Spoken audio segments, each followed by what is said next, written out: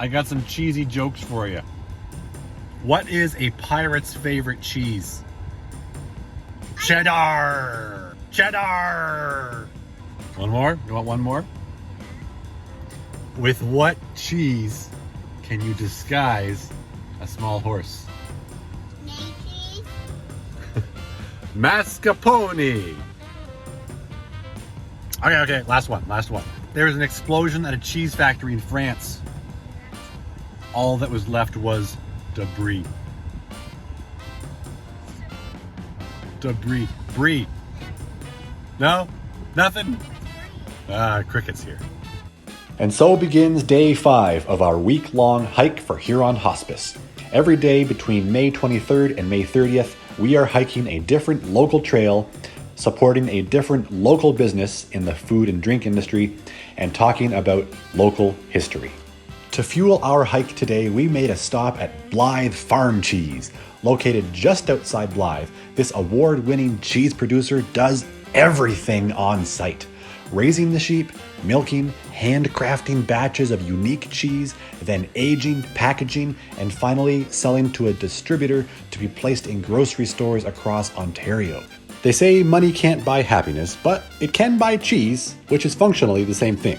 Blythe Farm Cheese is just a few kilometers off Highway 4 and totally worth the stop.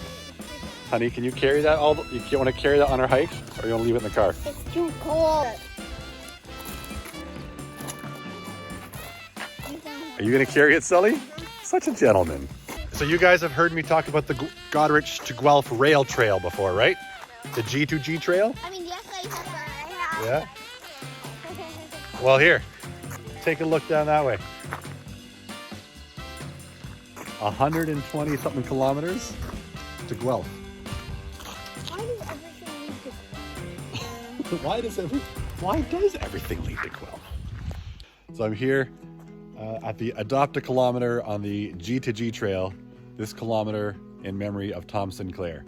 I grew up just a half block away from, and he was the kind of guy who he had the kind of laugh that you don't easily forget.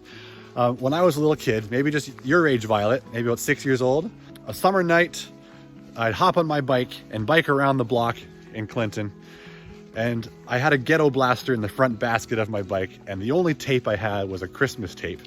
So pumping Christmas tunes going around the block, and Tom Sinclair is up on his porch drinking a beer after work, and I could hear him laughing as I'm driving past, and I wave and smile, and Tom just laughs. Tom was a great man and did a lot of great work for our community. So my heart really goes out to Gail and the girls. Tom is missed. I can still hear him laughing. Hiking the G2G Trail is a unique trail experience. It's an ambitious project to develop 127 kilometers of fully accessible trail from Guelph to Goderich. Today, we are hiking a short section just south of Auburn where the lack of a bridge has forced a detour from where the original rail line crossed the Maitland to the historic and famous Balls Bridge. Okay, so this is Balls Bridge.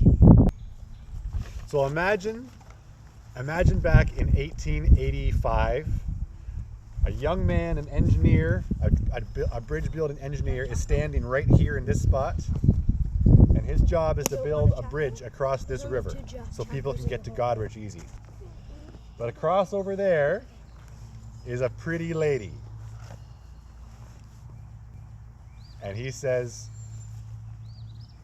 "My dear, you are so beautiful. I'm going to build you a beautiful bridge so you can cross the Maitland River without ever having to get your feet wet." And then they got married and they kissed. Yeah! Isn't that romantic? No! This is the bridge that love built. So that's the legend. Balls Bridge is a beautiful two-span, pin-connected truss bridge that is an increasingly rare structure to see in Ontario. Many other bridges of this era have fell into disrepair and have been lost. Thankfully, in 2007, community support to keep this culturally significant and architecturally significant landmark were successful, and it's open to light vehicle traffic to this day. It's just another example of how the people of Huron County can build a grassroots movement and build and maintain the things we want in our community.